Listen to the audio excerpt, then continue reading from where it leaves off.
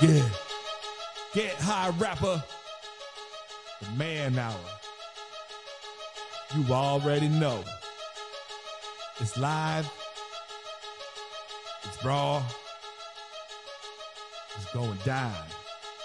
Like this. I'm going around and letting everybody know that they welcome to the show. It's the latest thing you ever seen, you already know. Let me introduce you to your host of the hour. It be Mike and Mike. Yeah, it's the man hour. Got the hottest plays, all the breaking news. Every rumor, every trade, every breaking bruise. Tighten knuckle screws. Yeah, it's going down. Had me saying what the fuck and never watered down. It's going down. I'll be rolling up. And if you buy it or you sell it, then you made the cut. Watch me flip it back. I can double up. I got sriracha for that ass, I'ma burn it up. Gotta check the rules but know that it be fair and foul. Rep blow the whistle, coach throw the towel. We can do this on the field or outside the story lines. too. It's the man hour though, now we going live. And what is up, Man Hour Nation? Michael Buckasher here with the Man Hour. Head over to manhourradio.com and check out the new merchandise page. We have Beastie Perch that has just dropped. Checked it out. We got leggings, got hoodies, got t-shirts, got hats, got everything that you could possibly want over there. Joey's already in there, says, brah, what's up, brah? What's up, brah? Speaking of bras, the Wyatt Williams on the show tonight. What's up, brah? What's going on, brah? What's going on, brah? You know, man, just living the dream here. We do got a raffle going on tonight, Mr. Wyatt Williams, if you have not known it, guys. But with that being said, guys, look in the comments at youtube.com/manhour right now. And if you give me a hashtag Beastie, you'll get entered into the raffle. Why? You can enter up to 1 million times in the next hour to win this raffle. How crazy is that? That's crazy, isn't it? And up to 1 million times. Up to, you know how up much to that 1 million increases times. your odds of winning? I'm not for sure if it. I mean, it definitely increases your odds. I mean, definitely in your favor, right? Right. I mean, I don't know. It can only help. Yeah, it definitely can only help. But guys, we do have. First things first. Welcome to the show. It's been what, almost 2 months since we have done a show together. You were on last week with Combs and Toyer, right? Or was it just Combs? Yep. Right. It was just Combs. Yeah, but so how have you been, man? I'm good, man. Just hanging out of college, doing my thing. Trying to keep good grades while still having time to spend time with Nikki, get on the show. Yeah. Take a breath a little bit, watch some Squid Game, watch some football. What the heck? Have you seen Squid Game, by the way? No, what is that? I've been meaning to ask that. It's on Netflix. It's on projection to be the #1 Netflix show of all time right now. Even more than Breaking Bad? Yeah, it's seriously, it's like crazy. It's been #1 trending for I don't even know how many weeks now. It's crazy. It's a really good show. Like it's all subtitled because it's like a South Korean show. Well, that's lame. But if I wanted to read a book, I would read a book. Well, you can turn it on English, but the mouths just don't match up with the words. Oh. I prefer to listen to it in Korean with subtitles. I think it's just weird if you do it with English because the words don't match to the mouth and it doesn't make much sense. So basically what it comes down to is you are reading the movie Squid or the TV show Squid, right? Yeah, I'm reading reading Squid Game, I guess. Yeah, so it's good though. I'm telling you, you would enjoy it.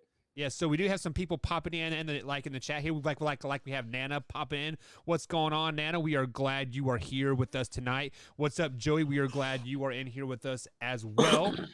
And Mr. Drew is in here as well. So Drew, if you guys are watching this here at youtube.com/manhour, Drew has a little signal next to his name. That's because he is a member. He is a part of members only here on youtube.com/manhour. So simply hit the join button for 99 cents a month. You can become a part of Man Hour Nation. Free merch discounts, et cetera, et cetera. Speaking of Drew, look what Drew sent me. It just came in today. Oh, nice, man. Nice. There you go. Ahmad Green. Ahmed Green auto on a Packers helmet. It's right next to my computer. My man. It's awesome. There we go, Drew. Drew, big shout out to you for sending him that out. So, Drew, spoiler alert, Drew might be getting Ahmad Green on the show as an interview as as well. So, just that would be crazy. Keep your eyes. I'd be like, forward. hey, Ahmed, you're when you sign this.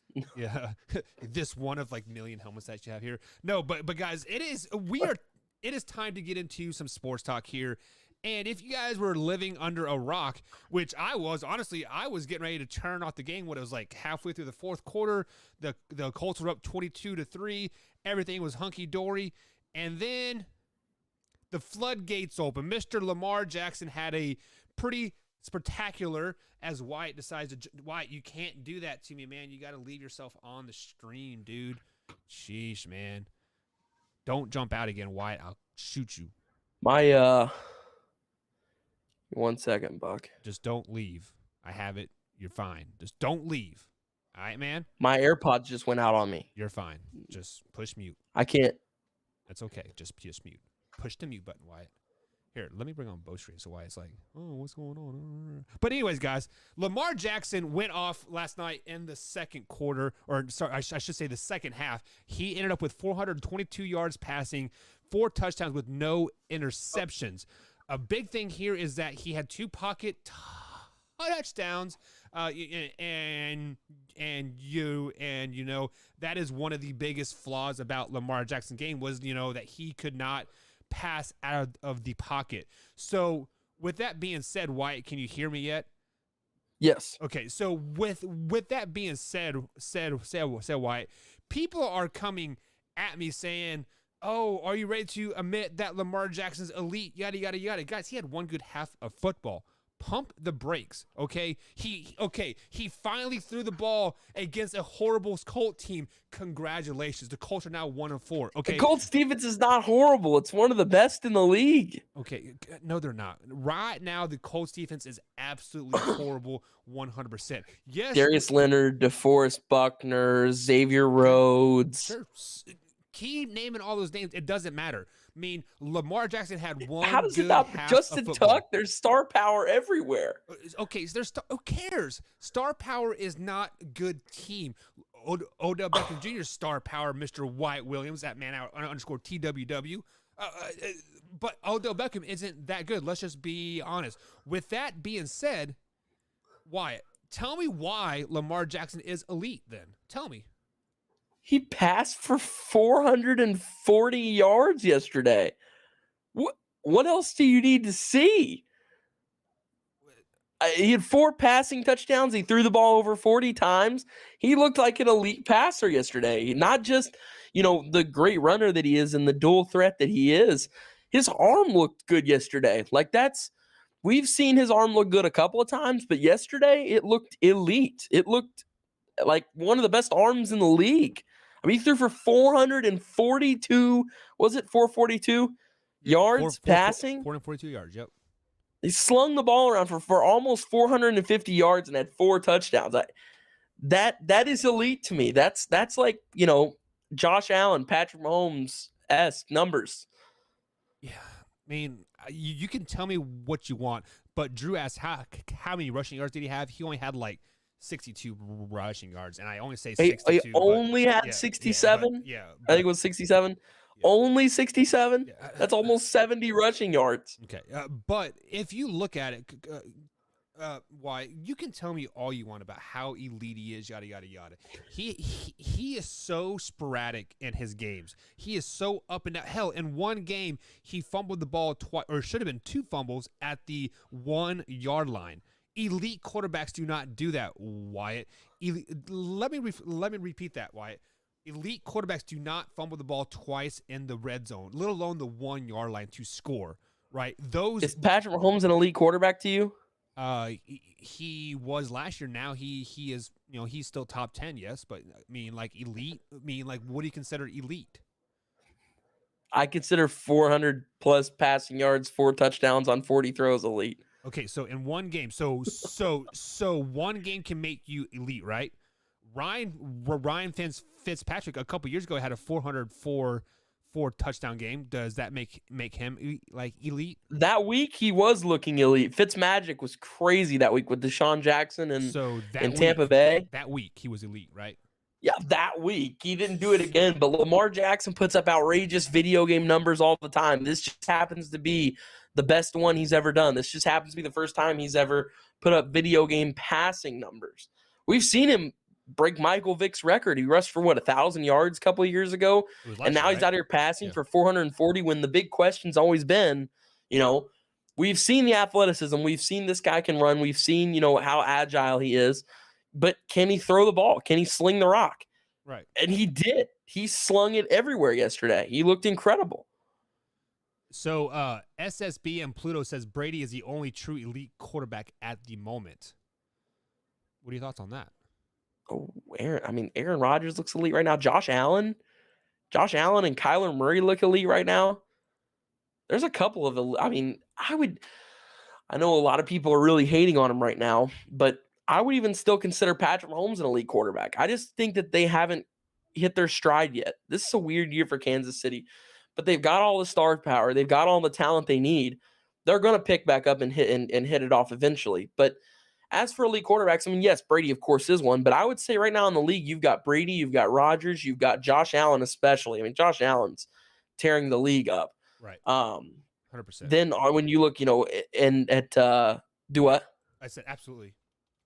Yeah, and then when you look at, you got Lamar Jackson now, I believe, fits into that category. And, you could throw Patrick Mahomes in there. I don't want to take Patrick Mahomes out of the elite conversation after just 5, and I wouldn't even say 5. I would say, 3 mediocre games. He's still, Patrick Mahomes. And that team is still the Chiefs, coached by Andy Reid. It's going to pick back up. It's just a matter of when. Yeah, you're absolutely right to an extent. But going back to Lamar Jackson, sorry, I'm trying to get the raffle working properly here. For some reason, it wasn't working, so I'm trying to get that happening. But with that being said, when you look at Lamar Jackson, okay, Wyatt, what do you see? You see a very athletic player, right? You see with a big arm. With a big arm that's very okay, whatever. You are absolutely ridiculous. But Jesus, after yesterday, that was a big arm. Yesterday's Lamar was a big arm. You cannot deny that. The guy threw So you are banking off everything that you're saying off of one game. That's I'm banking everything that I've seen off. I've now seen, an MVP season from him. I've seen him win. He wins a lot. I know, back him down for all you want for, losing in the playoffs, but he's at least won a playoff game now, and he's only been in the league for what, 2? We'll say 3, but it's more like 2.5 years. And the guy's a proven winner. He was down 19 points yesterday, and what did he do? He ended up throwing for 440 passing yards. He had an 86% completion percentage in the comeback stages of the game, and he brought his team back from way down to win against a good Indianapolis team that, I like to compare to the Chiefs a lot in this situation. They're a team with a lot of talent that's just cold right now. It'll take some time for them to get heated up, but once they do, they're going to be just as lethal as always. The Colts always start out cold, though. We've seen that every year. I don't think they've won a first game of the season in 8 seasons. It's something crazy like that. I saw that number the other day. But yeah, I would say, we've seen everything we need to see from Lamar. I've seen him rush plenty of times. I think we've all kind of seen that. Yesterday we saw the arm. We've seen him come back. We've seen really everything out of him. I don't know what else we would need to see to be like, this guy isn't more than one playoff win. How about that? How about a Super Bowl? How about Mr. Lamar Jackson? Oh, I guarantee a Super Bowl in Baltimore in my first 5 years, right? He hasn't been there 5 years. We don't know. And this year, it looks like they're going to have a shot. A shot at another first-round exit. Congratulations. I'm so proud of you guys. I am so freaking proud of you guys. Come on, man. Come on. I don't know. It kind of just seems like a Bills-Packers kind of year, huh? Yeah, I guess so, right? We'll be right back, guys, only an hour. I need to figure this out. We'll be right back. Break time.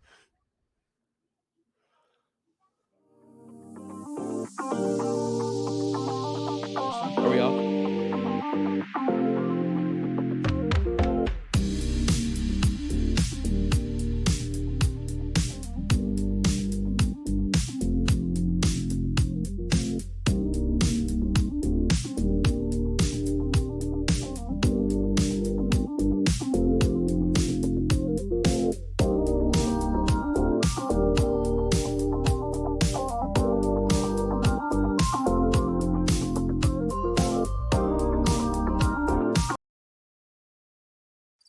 Alrighty, guys, welcome back to the Man Hour. I'm trying to get the raffle working properly, but for whatever reason, it's being dumb. Much like Mr. Wyatt Williams is being dumb, because you know what? Lamar Jackson is always going to be trash 100%. There is no question in my mind whatsoever. But Wyatt's shaking his head in disbelief. Wyatt, you've been away all NFL season for me, and your Green Bay Packers last Sunday pretty much just sucked it up, Wyatt. Let's just be flat out honest. Yeah, they came out with the win, whatever. But Mason Crosby missed 5 field goals. It's absolutely something ridiculous, right? Wild. Yeah. So Joey says, "Let me call you real quick." Okay, call me, Joey. You know the phone number. But so while we wait on Joey, we'll go ahead and tell me about your Green Bay Packers, man. Why do the kickers suck so bad right now? I don't know if it was a windy day in Cincinnati or if it was just a bad week for kickers. I mean, I don't know. It was crazy. I saw a meme that said, I'm in the middle of watching the game. I'm surfing through Twitter, seeing what all these people are saying about the game. And I see a meme come across my screen, and it says, both Packers and Bengals should just be awarded a loss after this one.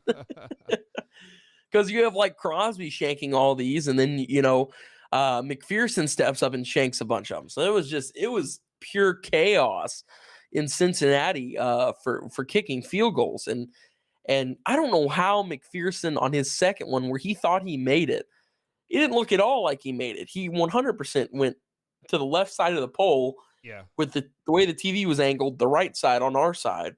But he starts jumping up and down and celebrating, and I'm like, dude, you just missed it. And then once he realized, he's like, oh, gosh. And if you look after the game, he went up to Mason, and, you can't hear the conversation, I don't think. But you can see what his mouth is saying. He's like, did you see? Oh, I can't believe I missed that. I was jumping up and down like I hit it, and I ended up missing it.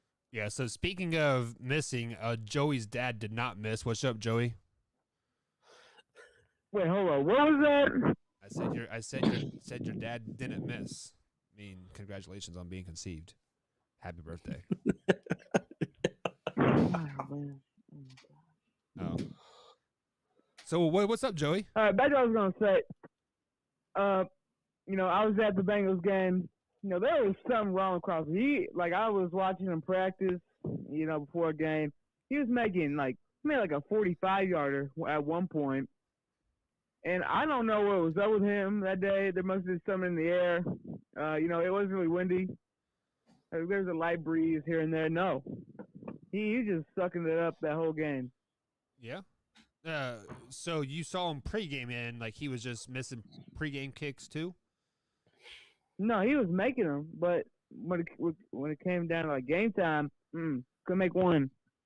Well, he made the previous 2, right? Just missed the following 3, and then made the game-winning one. So he was 3 for 6. And he missed an extra point too. Yeah, true. Maybe Joey, it was just because you were there. Yeah. Yeah. So Joey, he heard me. He heard me all the way up in the grandstand. Yeah. So Joey, as a Packers fan, how did you feel about your kicker? Potentially losing you the game more than once.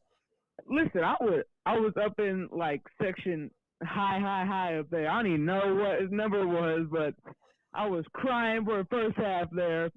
And then I was excited the second half when the Bengals kicker missed it.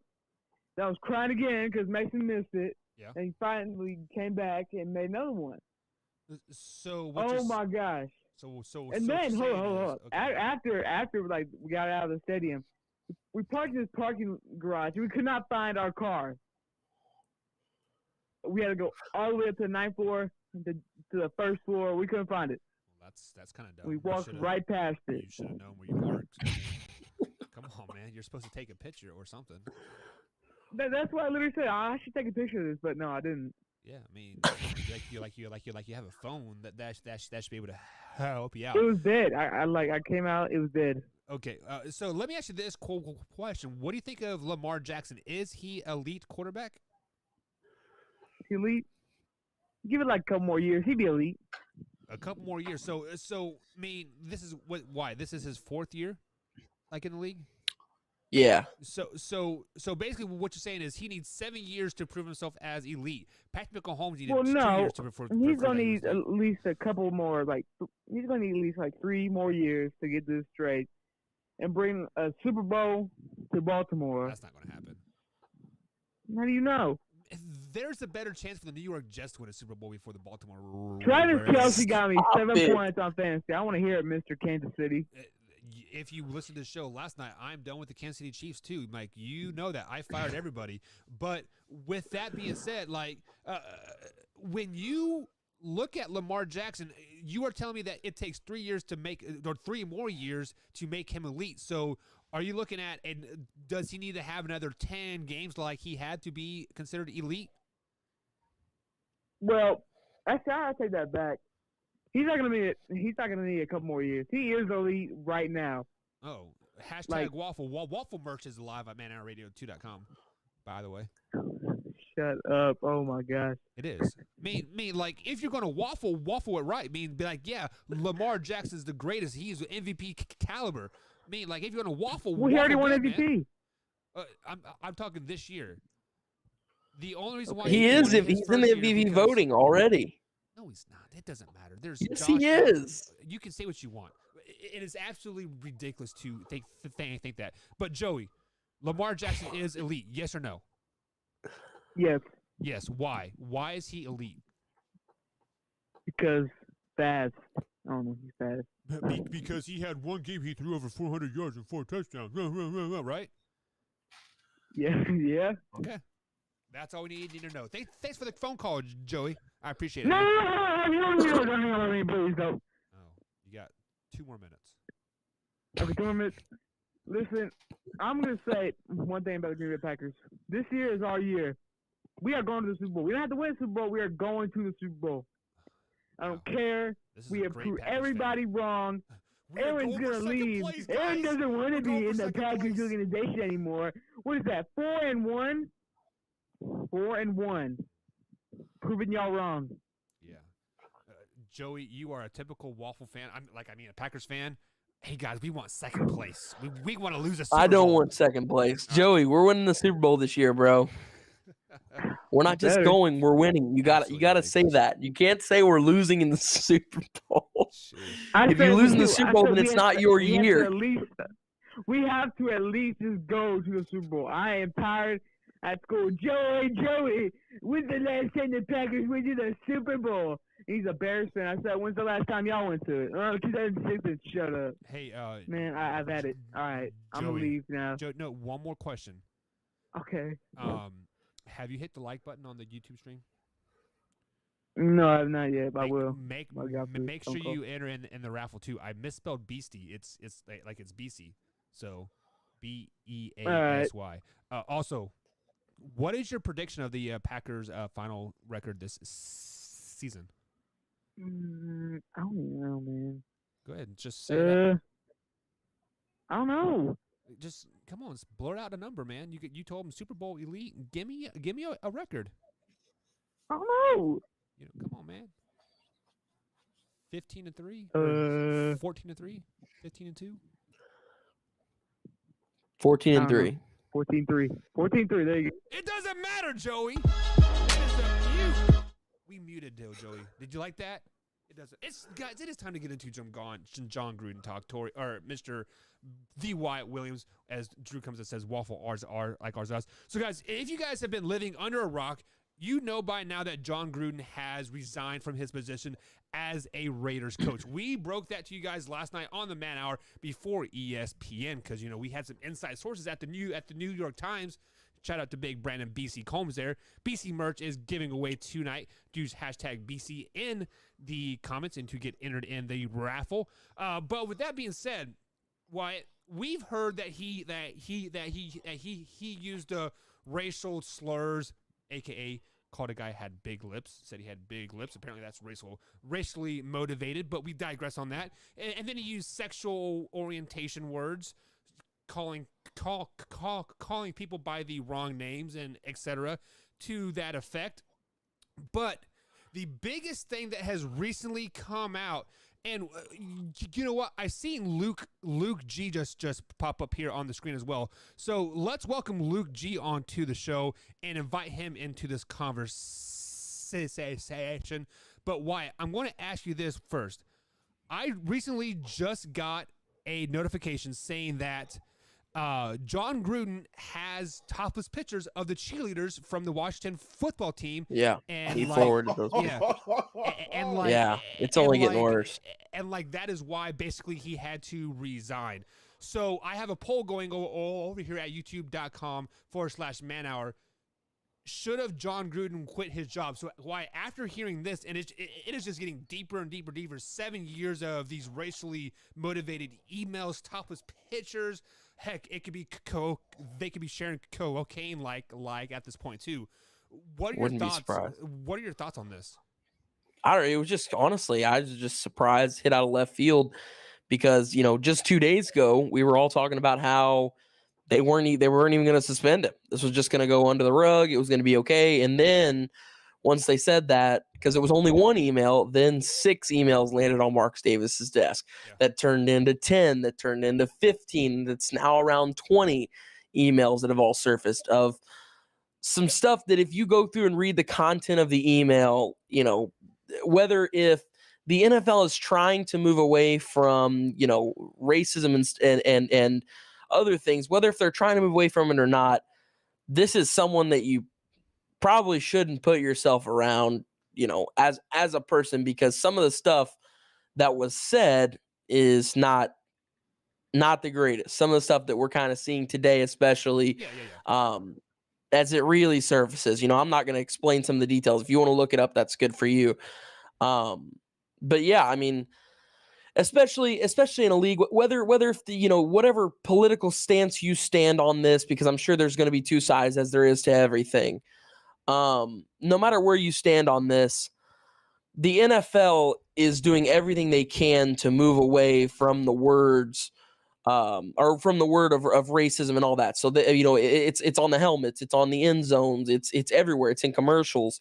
So you had to kind of know once this happened that no matter what, whether if there was one email or if there was 20, no matter what, you kind of have to know that it's over. I mean, it's coming. So this was just something that Jon Gruden was able to run away from for a long time, and it finally caught him. It's something that, when you ultimately look back on it, he shouldn't have said anything. He shouldn't have said anything that he said.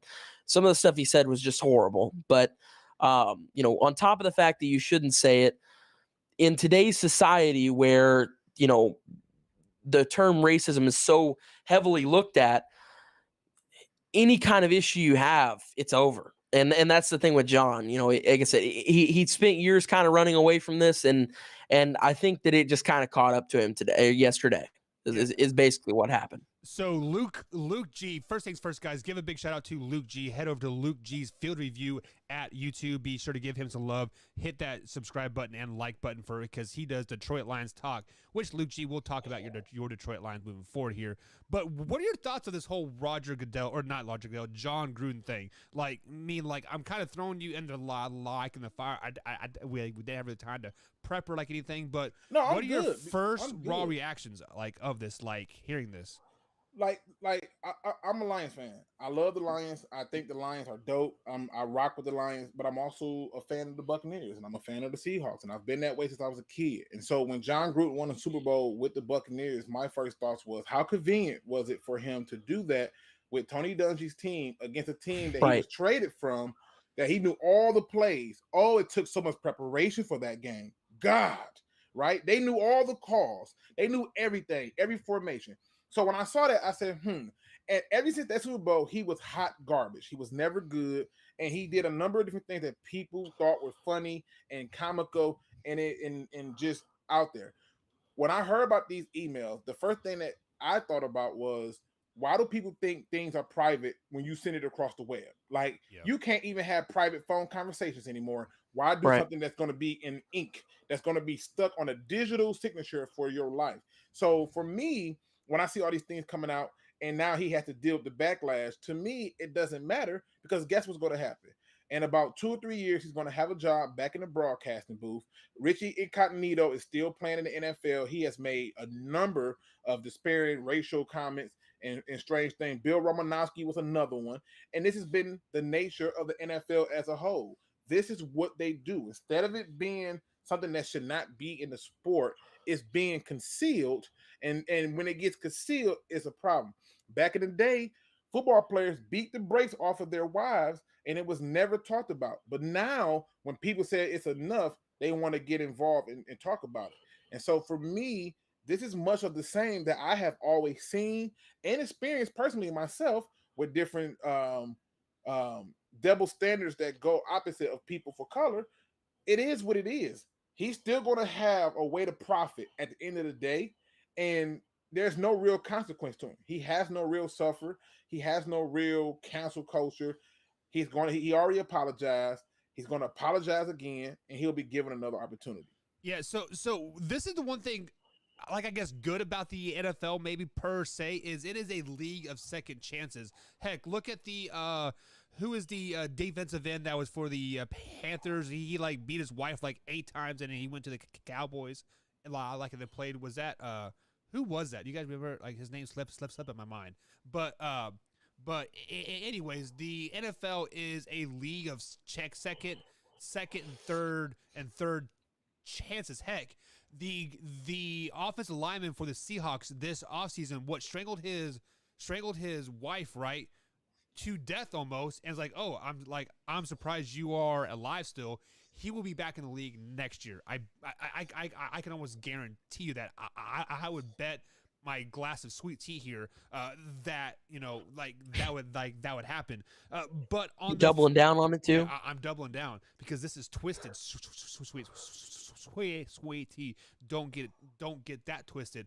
But I want to bring up some things that were said on other airways, and I want to bring this into perspective here, guys. On just like what do you guys think of this? Like somebody says you are who you are and you will get exposed. I mean, I feel like Jon Gruden emails were kind of like talking to a friend. I mean, like, obviously this Bruce guy was his friend, right? And they're just kind of like drinking some beers at talking. High school kids talk like this all the time. College kids talk like this like all the time. Is it really a big deal? I mean, like, I'm being devil's advocate here one way or the other, but are they really exposing the racial tensions that Jon Gruden has, Wyatt? In a sense, I think that's a tough one. I would say, yeah, kind of, yeah. I think it kind of exposed it because, like I said earlier, this is something that happened a while ago, and that's something that a lot of people are jumping to, like saying like, hey, this happened, some of this stuff happened 10 years ago. And I think that this is just something that he knew was always there, and he's been running away from this for a while. And like I said, I think this is just something that caught up to him. I think that he ran, for years from it and was able to evade it and stay away. But finally, once that first email was sent and we don't know who it was. What I did think that was weird was that neither Ian Rappaport, Adam Schefter, none of those guys who normally break big stories, none of those found out it was the New York Times, of all people, like of all places. So I feel like this was something that somebody had against Jon, and kind of like the old saying of you should always be nice to people because you don't know who they are. Right. This was someone that he maybe wasn't nice to back in the day, and they finally got a position above him, and they were like, hey, New York Times, here's this email that I was forwarded from this person that Jon Gruden sent it to. And then once that happens and all that breaks, then everybody else who's got one wants to be a part of the story. So they're going to submit theirs. So like I said, this was coming. It was ultimately coming because no matter what, your digital footprint, wherever you go, whatever you do is always being tracked. Right. And, literally whenever you sign on to a website, it says, do you accept cookies? Which basically allows them to track what you do at every moment. And if you don't accept it, then you have to leave the website. So, and everybody always accepts cookies. Forget the cookie Do part what? of it. Just forget the cookie part of it, right? The moment you type Right. your stuff into there, it's digitally put into the computer. You can Yeah. right click right now, go to certain parts of your browser, and you can physically see everything you've been to. It Right. tracks everything. It's with a bunch of ones and zeros. Well, and even if you clear your search history, none of that stuff matters. There's still ways that they can tap into your phone and see what you've done. So that's just kind of my thing with it is he's been running from this for a long time, and a digital footprint is a real thing, and it's 100% been behind him. And this was just something that was finally, the ugly end of this was finally able to catch up to him. I think that's what this was. Yeah, what you guys don't know is Project XX kind of concerns of my digital footprint of actually how smart I am. So be prepared for that. Project XX is coming here very, very soon. So stay tuned to that. So Luke G, one other thing, let me pull up, make sure I don't misquote them. Jon Gruden also had emails complaining about the safety aspect of the NFL back in like 2007, 2006, when the NFL was still trying to cover up the whole CTE and concussion scandal and like all that thing. Do you think Jon Gruden really meant what he said by like, this is making the game soft, this is crap, you gotta, or was just, two guys having a conversation spitballing? No, he freaking meaned it. Hell, I thought that there are certain parts of the game that I think is making it soft. I think if you look at the NFL today, that the way it's set up, it's a disproportionately disadvantage to the defense. Oh, facts. Like we won't even have those defenses. We would never see another 2000 Ravens. We would never see a 2004 Bucks. We won't see a 2011 Detroit Lions we won't see those defenses no more. It's all tailored towards the offense looking pretty and putting up points for fantasy football. And he saw that it was going towards fantasy football, but he also understood that in this game of football, you have to be tough. So yeah, he definitely meant it. I mean, is the way he worded it the best? No, but he meant every word of what he said. He believed that it made the game tough because I think that the game is softer now than it ever was. Even with the way that they practice, it's even been questioned. How many hours can they practice and what things can they do or cannot do, in my opinion. So yeah, he meant it. He meant every word of it, especially at the time that he sent it. Hell. What he didn't expect was for it to come back to bite him in the butt. Yeah, hell, high school football is soft right now. If it's over 90 degrees, you can't practice. It's too hot, but whatever. Oh, no. Yeah, well, the lawsuits added up, the heat strokes and all that. But I get it. Yeah. I get it. But he was trying to, he was trying, because he was never a big fan of fantasy football. In fact, there was even an incident, I want to say, was when he was coaching the Buccaneers and they was having one of them crappy years. One of the players was playing fantasy football. He disciplined them for doing it. Huh. I didn't know that. That's crazy. Why? Yeah, that happened. Wow. Why? What are your thoughts on the whole CTE thing and Jon Gruden's comments? I think it's the biggest problem that he had too, and this is where the CTE part of it comes in, is,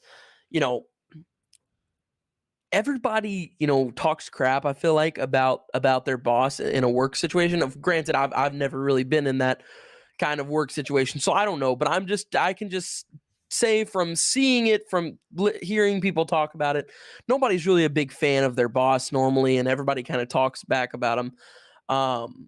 And this was just another case of him doing that and then getting caught on it. And that's when he was talking about Roger Goodell. I think that was another thing that kind of killed him too, is the one person, Roger Goodell, who could kind of go to bat for him on this.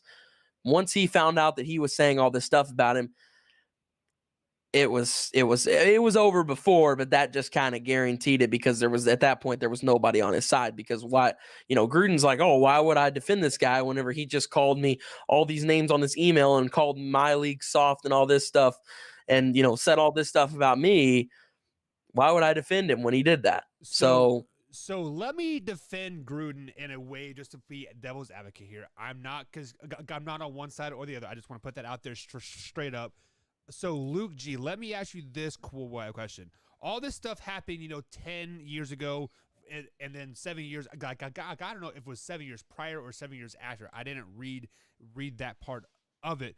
But all of this happened when Jon Gruden wasn't employed with the NFL.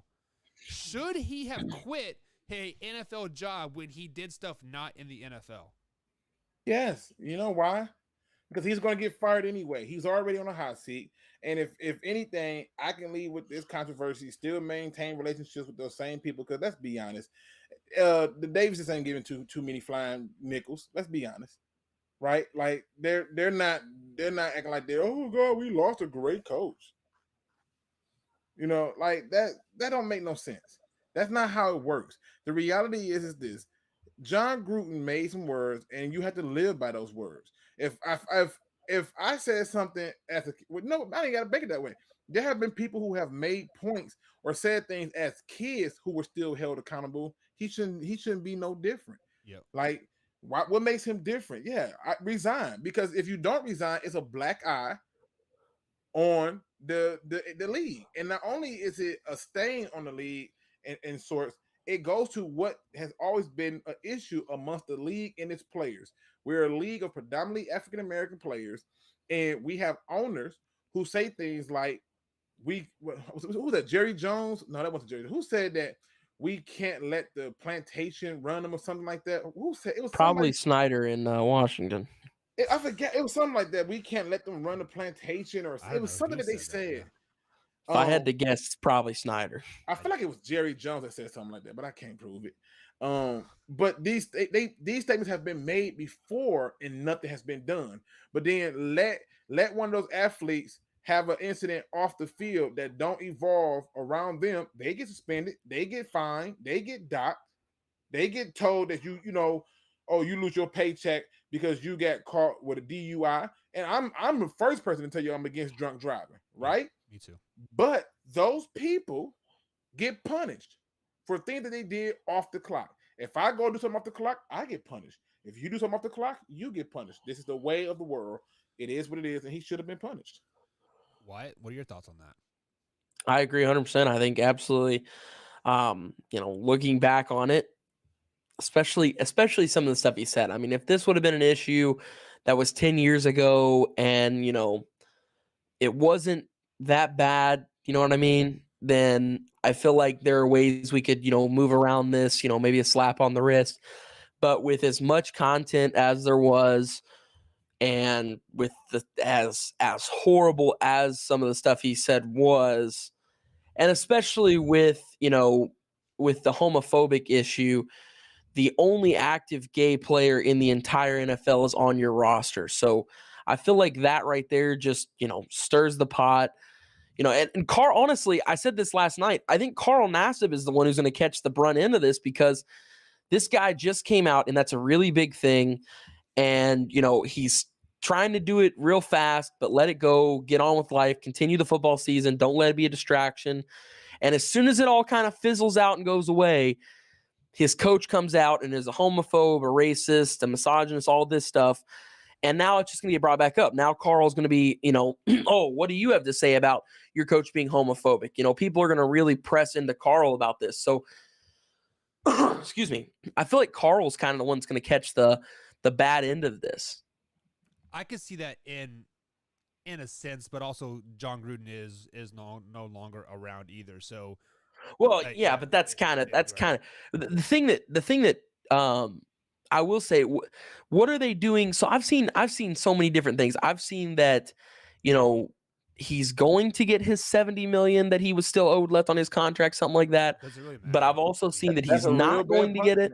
That's a real bad punishment. Oh God, I wish I can go out and be as disrespectful and as dismissive as he is and still get paid to do so. I mean, why would I not do it? I hate 70 million. Let's say they don't take. Let's say they decide to take that money away from him. He still has ownership of the Raiders.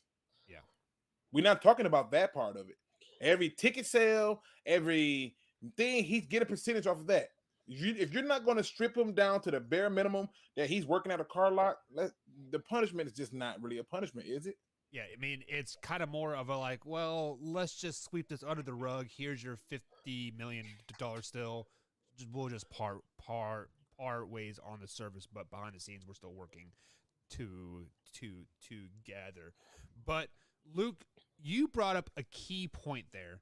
You said that Jon Gruden was kind of already on the hot seat just because he wasn't a good coach. Let's say he was a great coach. Let's say he was I don't know who's a good coach right Bill now. Belichick. Bill Belichick. Yeah, I was gonna say that. Let's say he did that. Let's say he had emails 10 years ago, 15 years ago that just surfaced, using the same exact verbiage and language. Would Bill Belichick have a job? Yes. No.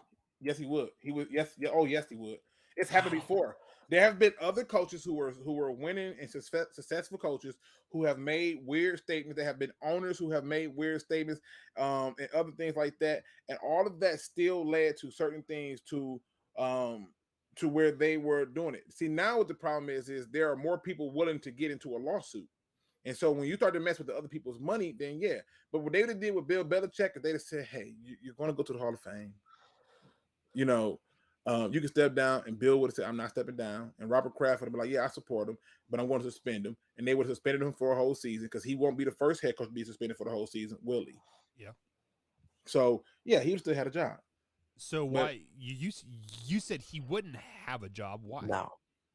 Well, I just think, yes, there have been moments in history where racism has been, well, not moments. There's been a lot of racism toleration in history, and now more than ever, I think it's not tolerated. So, and especially at some of the stuff he said. Once again, if it was just a lighter issue, but really, I think you should dive deep into those terms that he used for some of the people, and just see some of the disgusting stuff that he said. I don't think anybody in this cancel culture world survives using some of the stuff he did. I mean, it's just like 10 years ago or not, great coach or not, some of the stuff that was said, I mean, it's horrible. It's horrible.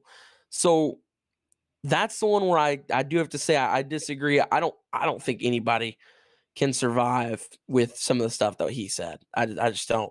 It's not tolerated anymore. Winning cures all, though, Wyatt. Let's just be flat out honest. When you win, that is a good point. Everything gets swept under the rug. Do you guys remember the massage stripper scandal in the Super Bowl with Robert Kraft? No, because he won. Everything got swept under the rug, right? Right. I mean, let's just be honest about it. So we do have Luke G on the show tonight. Luke G does have a Detroit Lions show that he does on YouTube.com. So search for Luke G's field review. I do have the link in the description. Luke, tell people all about your show before I rip into your Detroit Lions, man. Well, you might have me rip into the Lions with you, but basically, I have a show. It originally was going to be a show talking all football, but basically, what ended up happening was I noticed that there was a disproportionately representation for the Detroit Lions, and I said, look, people are not being fair. And even in our own community, there was nobody willing to go in and look at film. So I go in and look at film. I look at film for games. I look at film for draft picks.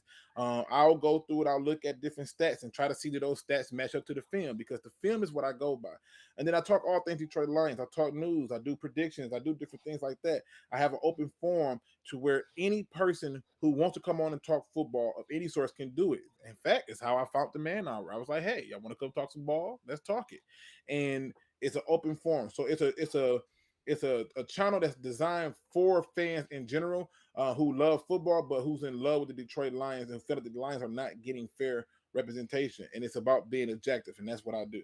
Yeah, and so you brought up some key words there. You were being objective, a fair shot, and Luke G, the last 2 seasons, I have given your Detroit Lions a fair shot.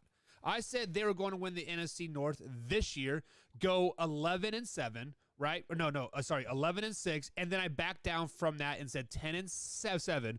Right now, they're sitting at 0-5. Luke G. Mm-hmm. Give me a reason why I should not jump off this bandwagon, burn it, and crucify you guys for the next 15 years. The coaching staff, the culture as a whole. Let's just go through and look at it. Game 1, I thought would have been a home field advantage for us. Apparently, the 49ers traveled extremely well. That was a shocker to me, being at that game and seeing how many red jerseys it was. But even in that game, they was able to put up like 23 points in 9 minutes and get some turnovers and turn it around. That's something you wouldn't have seen in the past. You go to the second game against the Packers. They definitely dominated the first half of that Packer game, but then in the second half, they got away from the game plan, and it just went downhill from there. Now, I can go through every game and show you the things, but like it took the breath of God himself to make a ball not only get that far, but bounce on the upright, where majority of the time it bounces out, but it bounces in on that one. And then it turns around the week after. Another lone kick after a guy had missed every kick that was short. He miraculously make a 54-yard field goal. This team is so much more closer than people think. And the thing that people don't realize is this. This is a team that's not only young. I think they might be the youngest or the second youngest team in the NFL.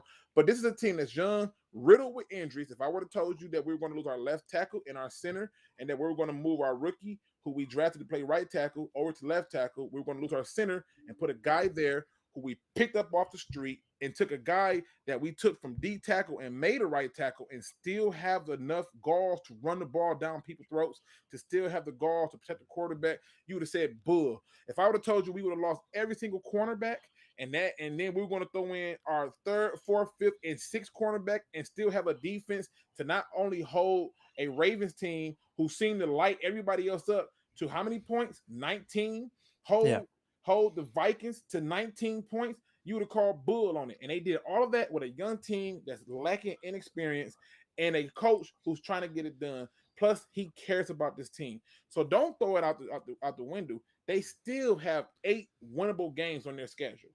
Why can you cue the fake tears just like what Dan Campbell did it in the press conference because Did he you call cares them so much fake? about this thing? Yeah, those were fake. I don't think they were fake. Those were I think fake that's tears. pure frustration of loss. You're talking about a And, guy like- who joined. You're talking about a guy who was on a team that went 0-16, who comes back to try to turn things around, and he's getting that close every single time, and it's taking the most amazing miracles in football history to happen to them for us to lose. He's frustrated. You can be frustrated all you want, but those were fake tears.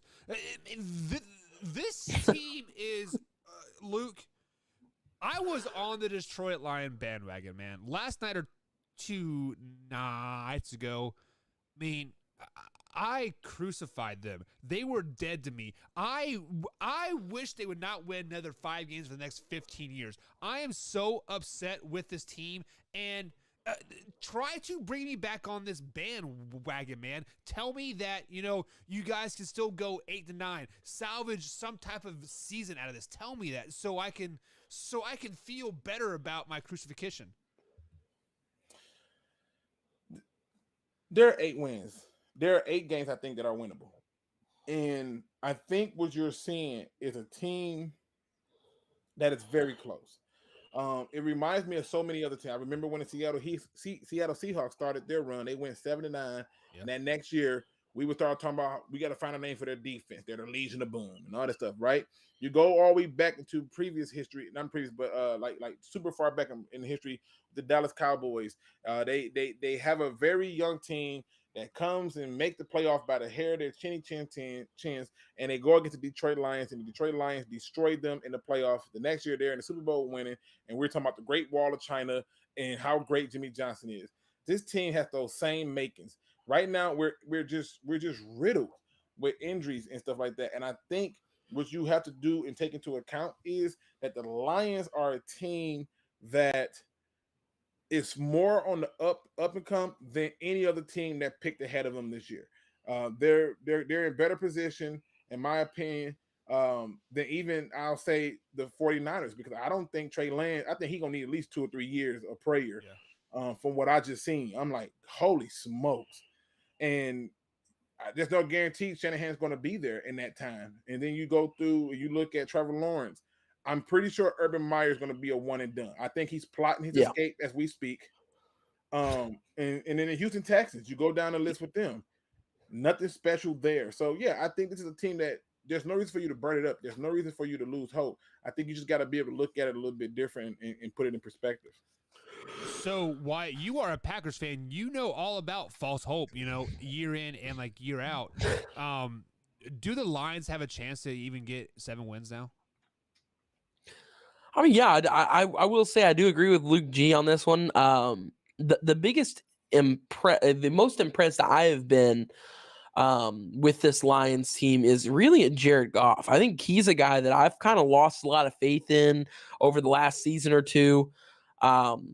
And he's looked really good this year. I've been actually very impressed by the way that he's playing. And on top of that, you can tell this team is passionate. You mentioned earlier the coach.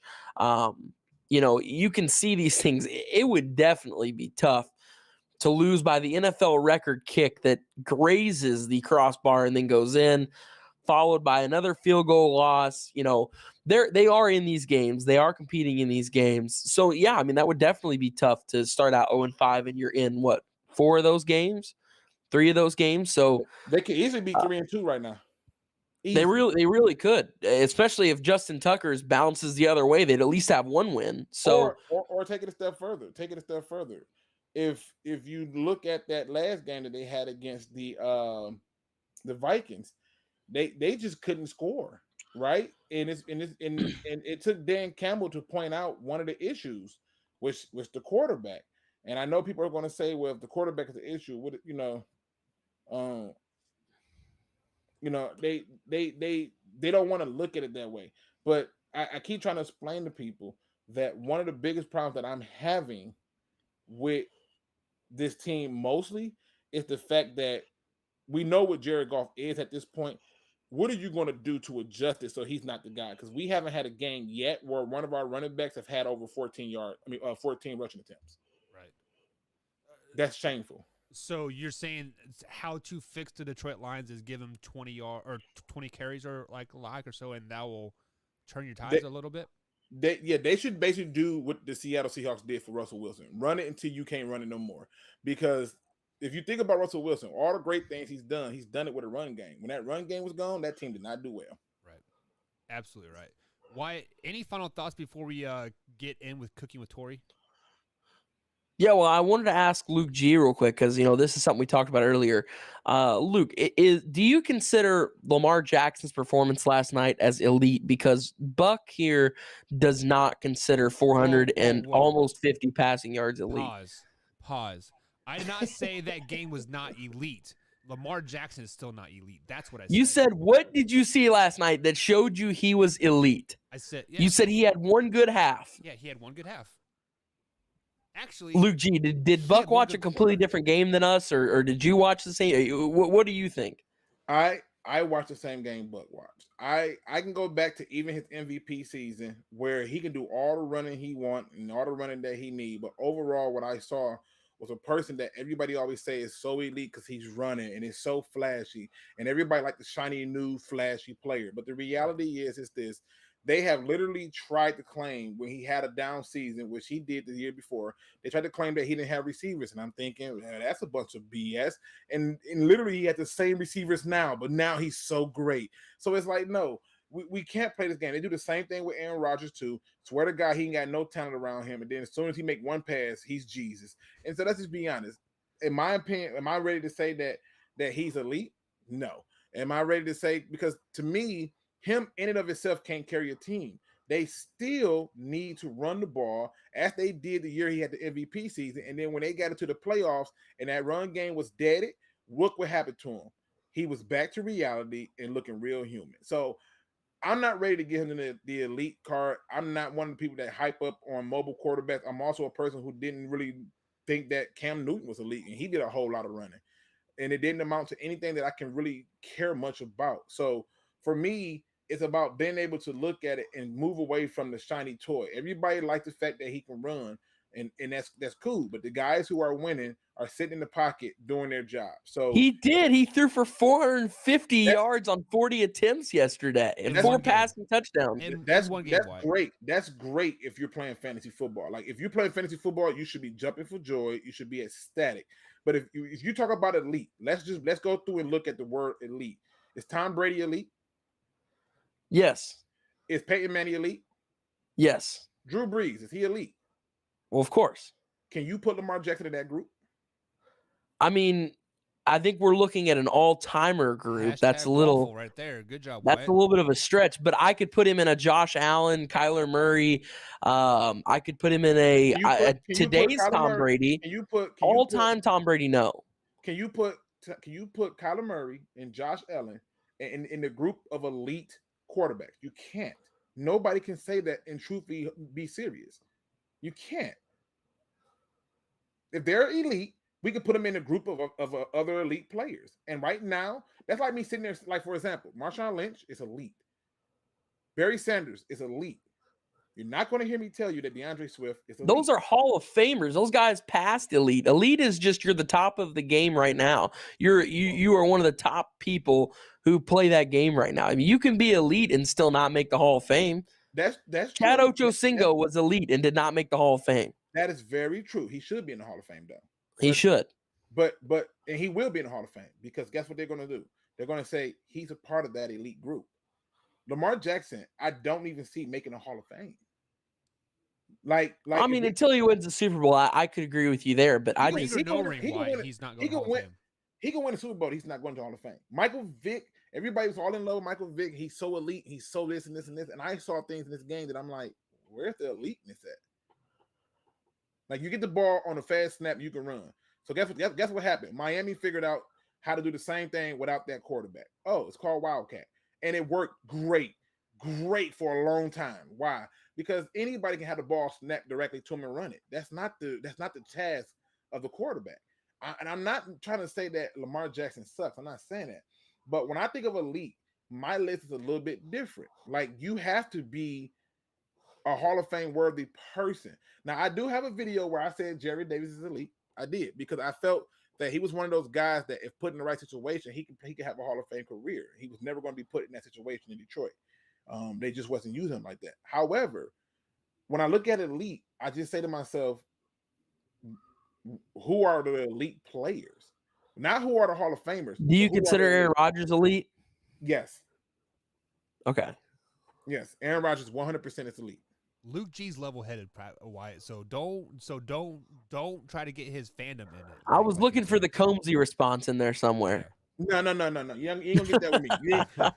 You ain't gonna. Cone sometimes, like when the Bears beat us, I felt all the energy of Cones, and I'm like, it's so funny because the Lions lost the game more than the Bears beat us. That's how pathetic that was.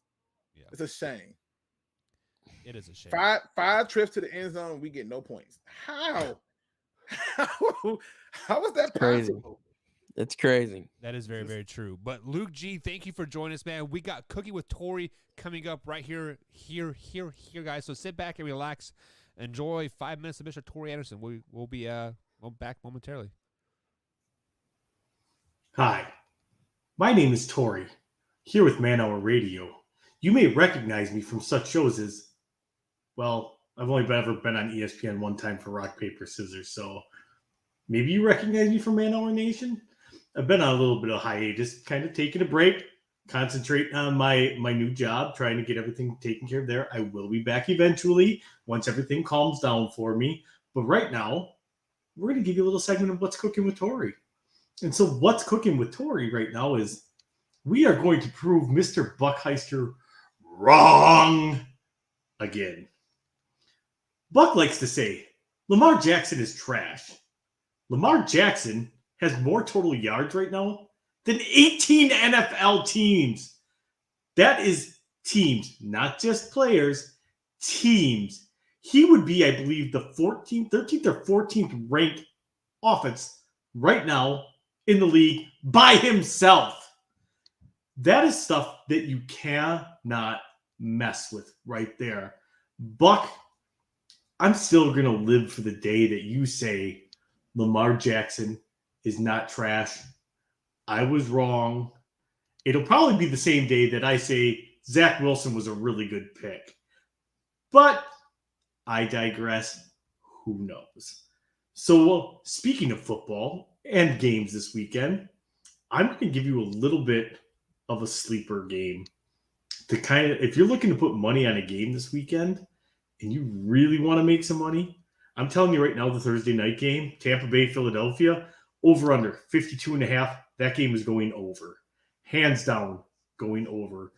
And it will be because Tampa Bay absolutely throttles them. Tampa Bay could probably hang a 40 spot in the first half on Philadelphia's defense. Fletcher Cox, his head isn't in it right now. His name's being floated around in trade rumors.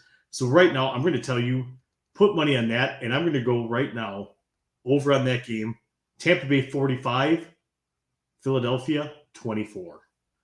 So now, many of you also know I do a little fantasy football thing here.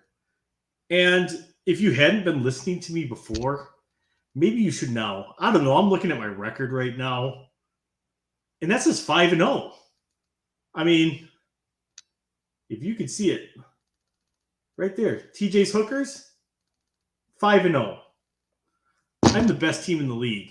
If you haven't been paying attention yet, you need to. I, for one, am a fantasy football god. If you haven't picked up Cordero Patterson in your league, or for whatever reason nobody else in your league has picked him up, he's on bye this week. If you have a player you're like, pick him up. Running back, receiver. If you're in a PPR league, he's your dream player right there. He's turned into one of Matt Ryan's favorite players to go to. He's turned into one of the most explosive weapons in the entire league.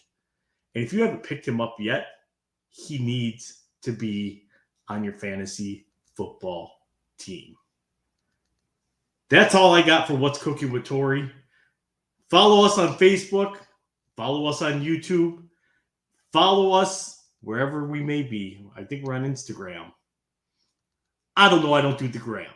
So, but be sure to hit that like, subscribe button when you do tune into us. Go to Facebook, like us there. Go to Twitter, follow at @manhour_Tory.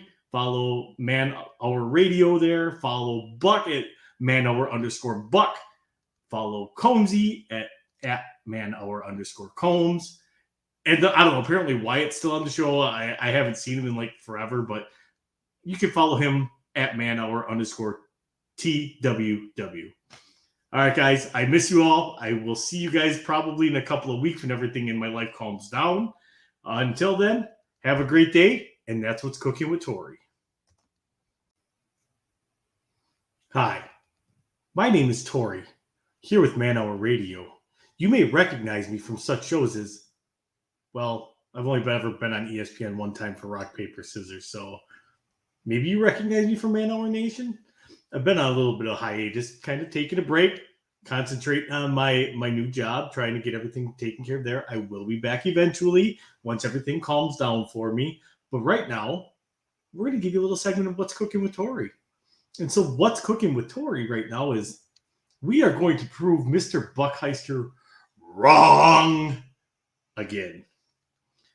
Buck likes to say, Lamar Jackson is trash. Lamar Jackson has more total yards right now than 18 NFL teams. That is teams, not just players, teams. He would be, I believe, the 13th or 14th ranked offense right now in the league by himself. That is stuff that you cannot mess with right there. Buck, I'm still going to live for the day that you say Lamar Jackson is not trash. I was wrong. It'll probably be the same day that I say Zach Wilson was a really good pick. Hi, my name is Tori, here with Man Hour Radio. You may recognize me from such shows as, well, I've only ever been on ESPN one time for Rock, Paper, Scissors, so maybe you recognize me from Man Hour Nation?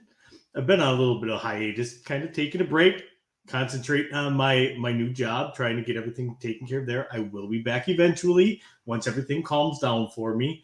But right now, we're going to give you a little segment of What's Cooking with Tori.